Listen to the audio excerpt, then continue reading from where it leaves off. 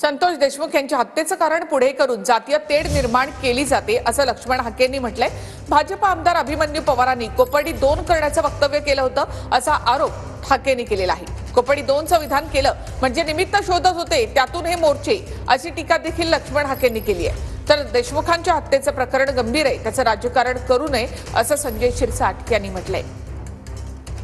आज महाराष्ट्रामधली जी परिस्थिती आहे ही परिस्थिती पाहता आज आरोपीचं समर्थन कुणीही करणार नाही, आम्ही तर करायचा प्रश्नच येत नाही।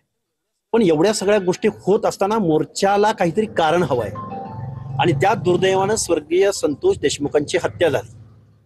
भाजपचे आमदार अभिमन्यू पवार बोलले होते की आम्ही कोपर्डी 2 करू, म्हणजे हे निमित्त शोधत होते आणि ह्या निमित्त शोधण्यामधून हे मोर्चे सुरू आहेत आणि या महाराष्ट्रामध्ये जातीय तेढ निर्माण करण्याचा पद्धतशीर प्रोग्राम इथल्या सत्तेच्या बाहेर असणाऱ्या लोकांनी सुरू केलेला आहे।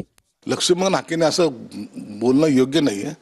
त्या देशमुखांच्या हत्येचं प्रकरण जे सिरियस आहे, गंभीर आहे, त्यावर सर्वांनी एकमत होऊन त्या आरोपीला, हत्याराला कसं शिक्षा होईल याकडे लक्ष दिलं पाहिजे।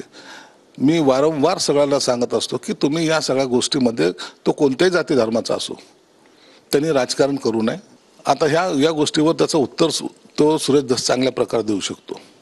मला या वादात पडायचं नाही, परंतु असं बोलणं योग्य नाही एवढं मी निश्चित सांगेल।